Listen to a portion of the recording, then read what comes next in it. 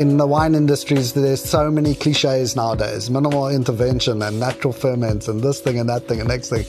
For us, it's because we want the grape to be the star of the show. And what we're about is really taking the beautiful sight, listening to her, letting nature create the grapes, and then taking the grapes into the cellar and really guiding her through it without manipulating her. Just letting her do it, trusting Mother Nature knows best, and taking time. You know, often we talk about making slow wines. And what I mean by that is really giving nature and the natural system time to do its thing.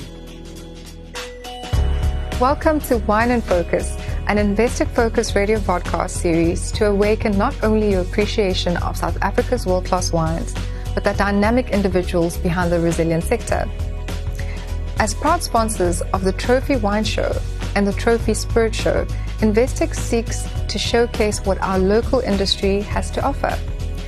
I'm Lerato Motshologane, a trade finance specialist at Investec Business Banking and founder of Discover Wine, and of course, your host. We've explored wine as an investment, unpacked what it takes to judge excellence, and celebrate the growing diversity and economic importance of the South African wine industry. But now it's time to bring the conversation full circle, back to the source.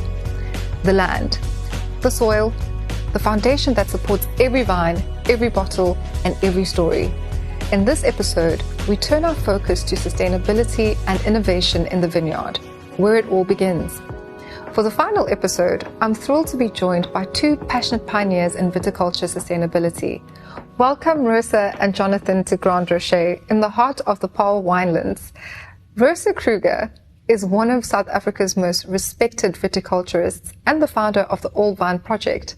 With a background in law and journalism, she found her true calling in the vineyards, tracking down and reviving the country's oldest vines. Rosa became a leading voice in sustainable farming and heritage preservation, championing wines that express authenticity and resilience. Johnathan Grieve is the pioneering force behind Avondale Wines, one of South Africa's most forward-thinking biodynamic wine estates, based right here in Paarl. He developed the term's holistic biologic approach to farming, blending science, sustainability, and spirituality. His commitment to regenerative agriculture has made Avondale a benchmark for eco-conscious wine production. Johnathan and Rosa, before we really get into the sustainable practices in our beautiful wine industry, Rosa, you've got such a deep and rich history. Where did that start? Where did your love for wine come from? How did this all happen? Lerato, I come from a farming background. Half my family are lawyers and the other half are farmers. So I studied law. I first did journalism because I love my language. I love Afrikaans. I'm a real, true Afrikaans person. And I studied journalism in Johannesburg and worked at a newspaper for many years as a copywriter. I loved it. But then I decided to do law. I actually fell pregnant and I had spare time. And I studied law in my part-time. I worked and studied and raised a son at the same time. And I loved law, but I was a useless lawyer, to be quite honest. I was not good at it at all, and my family made sure I understood that. And then I was driving home one night in my little car, in my little black suit. It was getting dark, and my son was sitting on the pavement with swollen eyes, crying because his mother was late once again. And I thought, I don't want that for a child. I don't want to raise a child in the city, because I was raised on a farm where we were let loose. We were free and wild.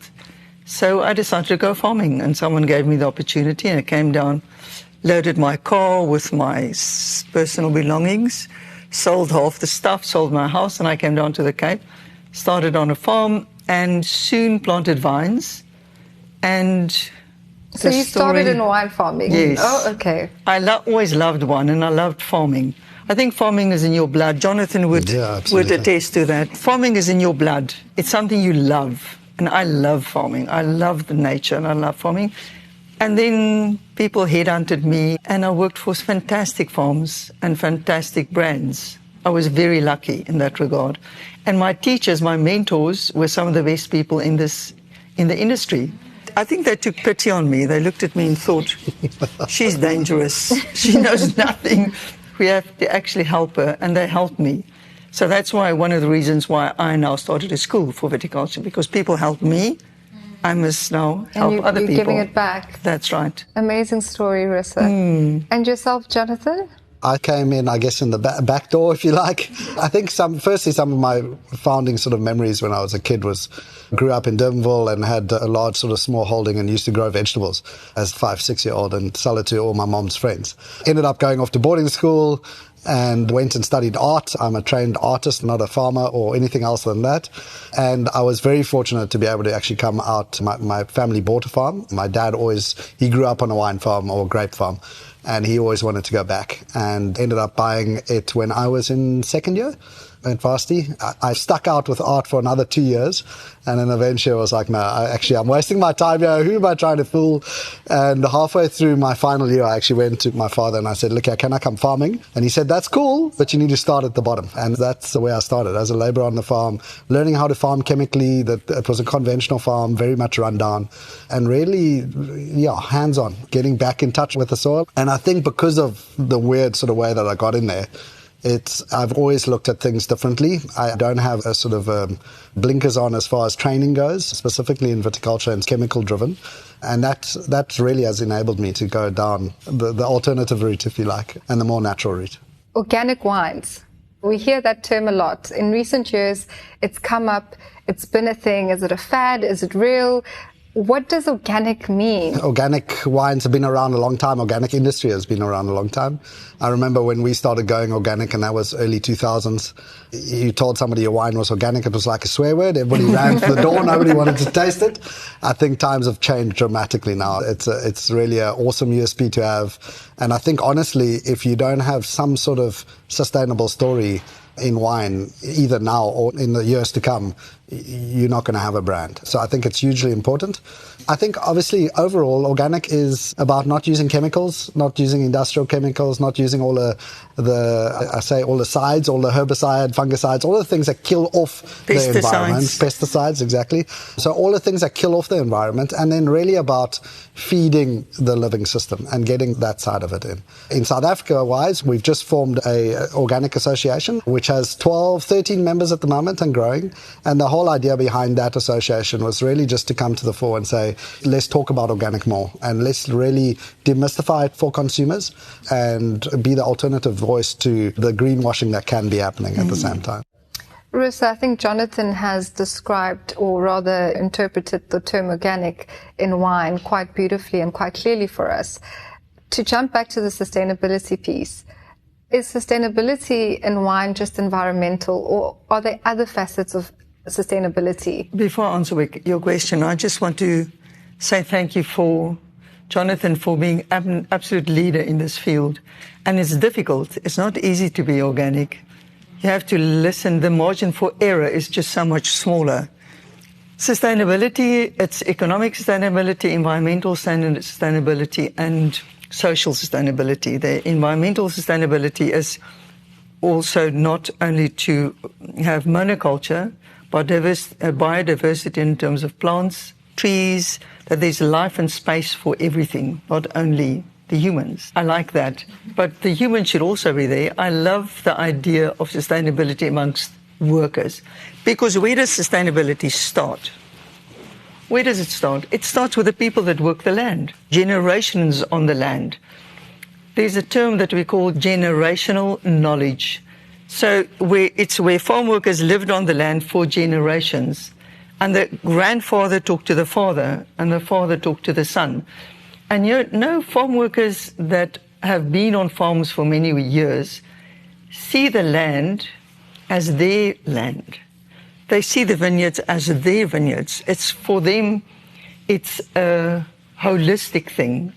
And I like that. There's this kind of an ownership. When I talk about vineyards, I talk about my vineyards, any vineyards. But all the vineyards I've planted over the years are my vineyards. I love and that. It's the same with farm workers.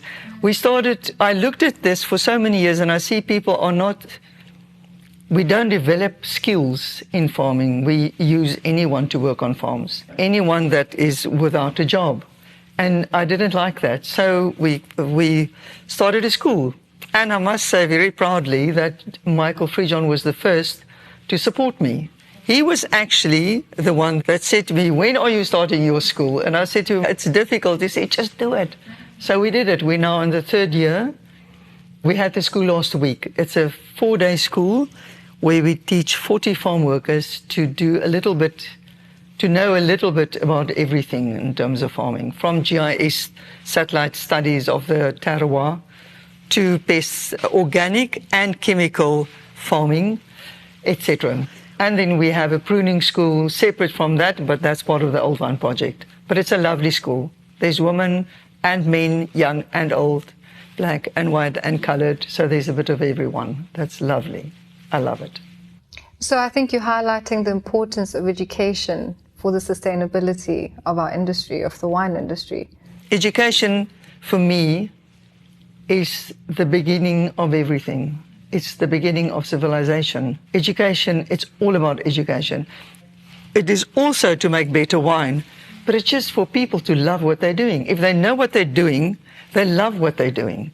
And once they love what they're doing, they will do a better job. They'll be happy to work in the sun for 8 hours a day. I'm not sure if you ever worked in the sun or when it's so cold.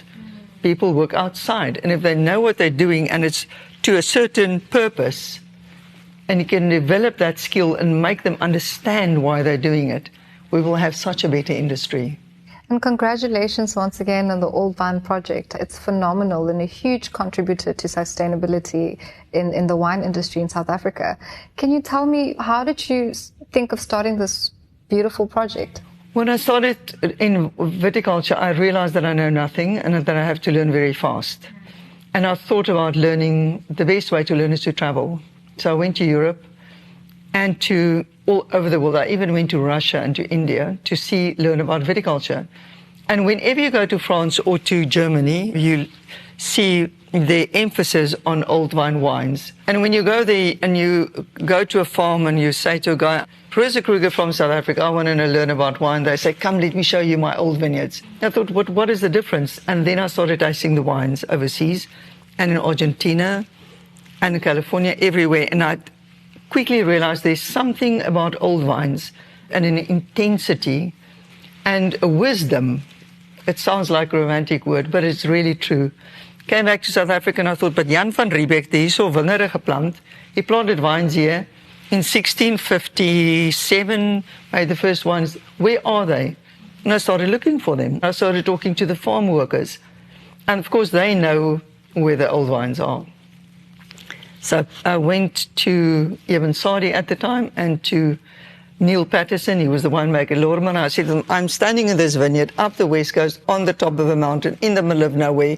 It's 60 or 70 years old. There's some magic here. Let's make the wine. And they made the wine. And then it was just because it was like really honestly, someone asked me this question the other day. It was like, I'm not a woman wearing diamonds. But it's like a diamond in a whole bowl of pieces of glass. And just spot the diamond. Know this is worth something. And then I spotted the first diamond, and we told this story.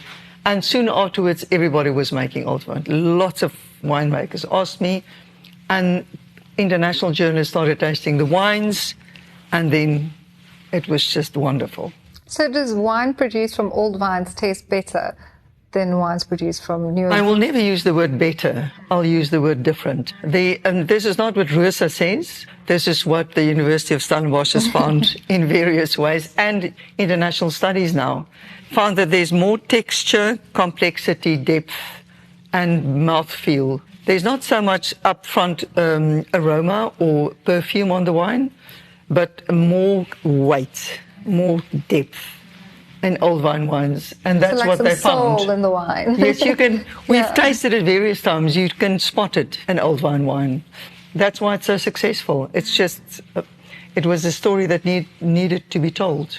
And not only does it produce these delicious and deep wines, but it's added a lot to the sustainability aspect of wine. People started thinking about the longevity of wines, because in South Africa, unfortunately, we used to be a bulk wine producing country, since the previous government, thank God, came to a fall, now people are looking to South Africa for more quality wines, like Johnathan's wine. And the sustainability in terms of vines, people now don't think about aging of pulling out a vineyard after 15 years like it used to be, but they think about maybe if we look after the vineyards better, they can grow up to 50 years old.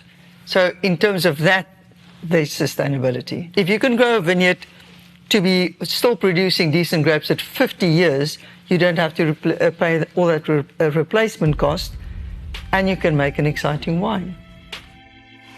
We'll return to the conversation in a moment. But for those of you who are not familiar with the Trophy Wine Show brought to you by Investec, here's what you need to know. It's an annual competition that sifts and sips through over 600 wines to identify South Africa's best. This year, there were 23 trophy winners.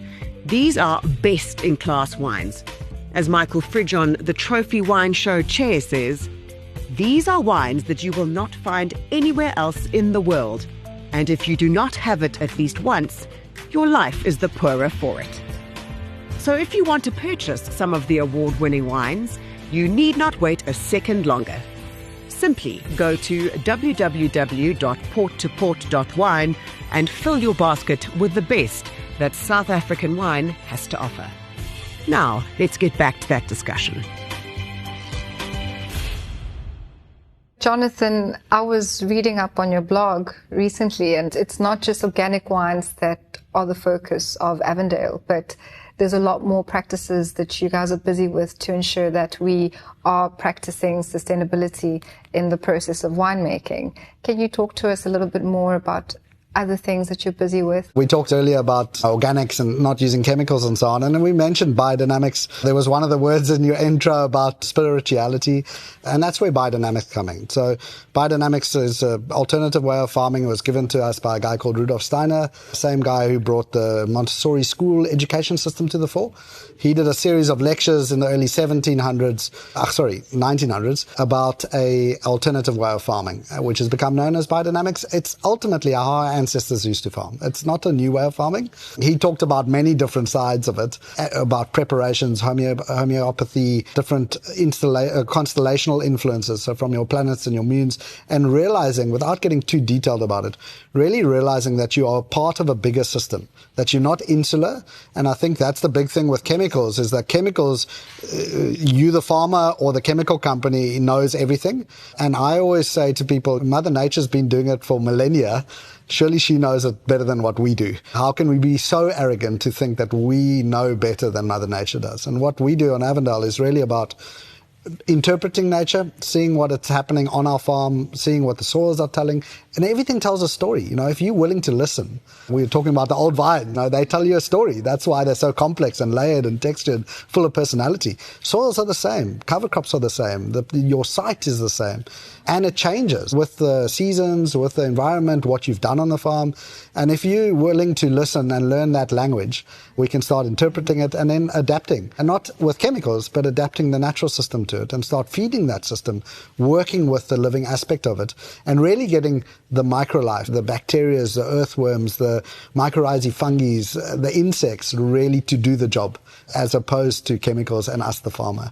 Yes, of course, we're manipulating things here and there, but that's the real key of it, getting nature to do the job. She knows best. Why interrupt that system? Is the term minimal intervention, does that play in is it significant? By default it is. I think in the wine industries there's so many cliches nowadays. Minimal intervention and natural ferments and this thing and that thing and next thing.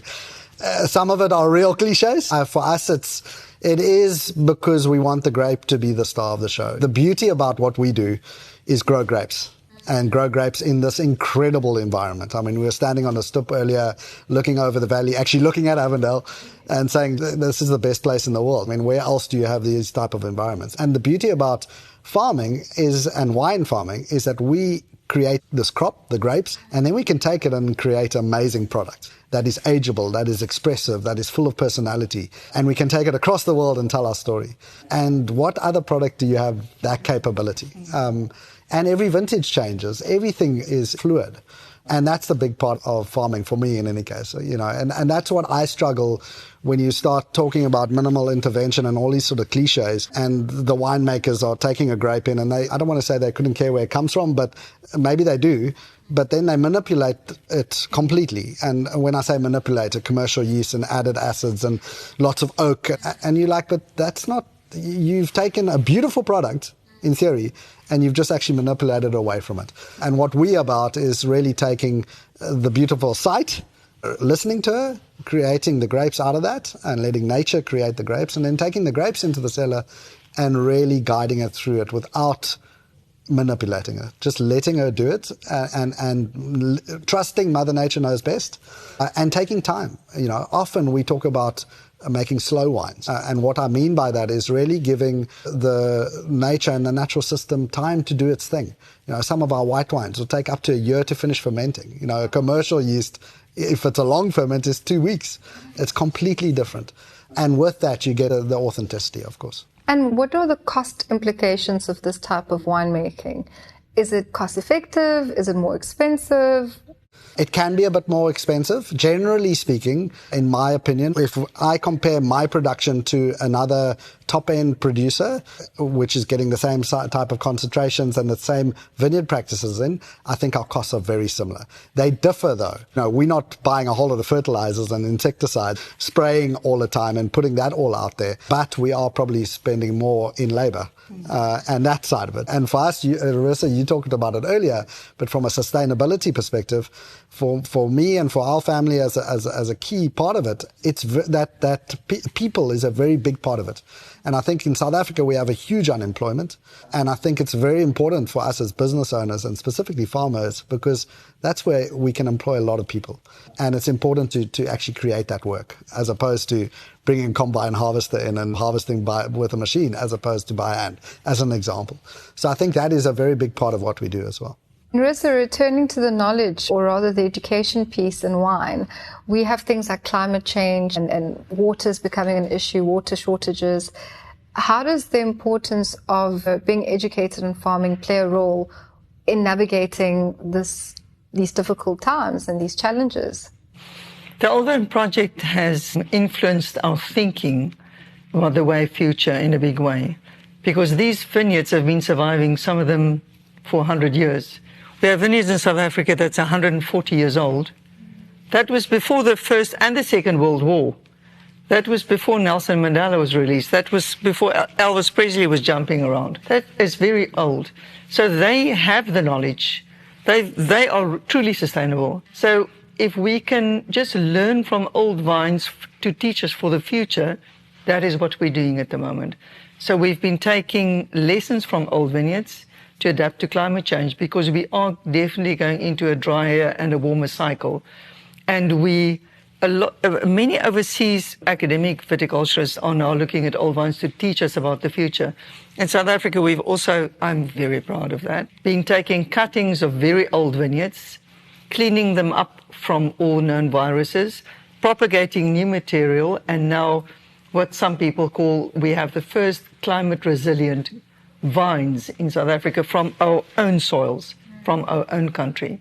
So in that way, the Old Vine Project has focused our minds on how to farm for the future with knowledge from way back. As you said, knowledge is power, essentially, right? Knowledge is power. We are very fortunate in that the first Old Vine Project that formed a category for old vines was started in South Africa 20 years ago. Since then, there's many now Old Vine projects across the world.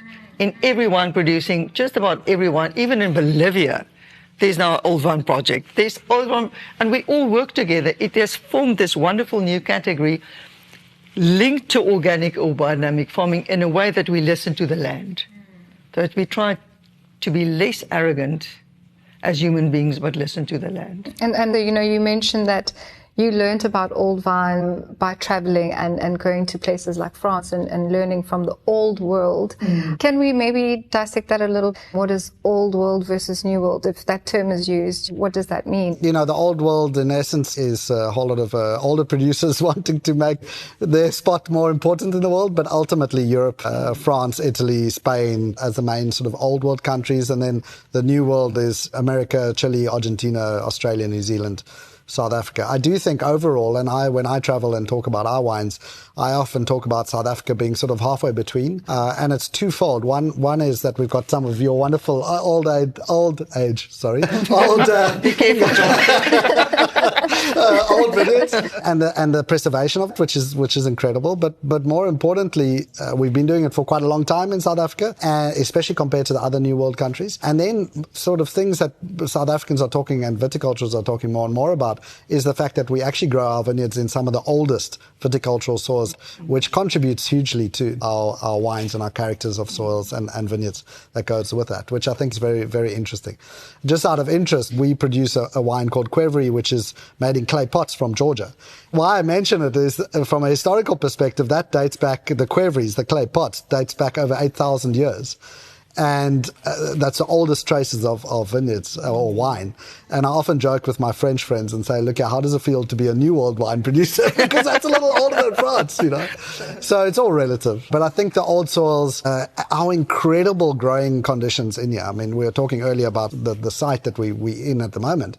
But South Africa is just so unique from a growing region. The Cape Florence, the oceans nearby, these ancient soils. And we produce wines out of on these sites. It's incredible. It sounds like you're saying we're competitive with the old wine countries. I think we're definitely competitive. We have some historical sort of disadvantages from a price point perspective. Rosa talked about bulk wine and a sort of perception specifically coming out of apartheid, and slowly but surely changing. If we'll get back to being a really getting paid for our quality that we produce, I think, in my opinion, South African wines, our top-end wines, are the best price quality ratio in the world. You don't get better, absolutely. That is another big, awesome USP for South Africa. We'd love to charge a lot more for what we do, but it will come slowly but surely. Before we come to an end, I'd like to ask you one final question. What is your hope and dream for our wine industry in South Africa? What is your outlook? What does that look like? I would love to keep the farmers on the land and the workers in the fields. For me, that's my absolute dream, because the wine industry is internationally is going through a tough time. We all know that. And to make these wonderful, exceptional wines that show our country. There's no country in the world, Johnathan is right, where you have these dramatic mountains. And then you go to Franschhoek, where it rains 1.2 meters a year. And then you go to Himmel and Aarde. We have these unique wines that show our landscape. I think, and I'm maybe arrogant in saying that, but I do think South Africa has the ability to show wines from their place on the earth better than anyone else. And I would like to have more wines like this, more wines that show exactly the place where the vines are planted. Obviously, it's very much about the organic, biodynamic, and that sustainable side of it. We mentioned earlier that the market's dictating it, and people are more interested about what they're putting in their bodies, where it's coming from, the authenticity that goes with that.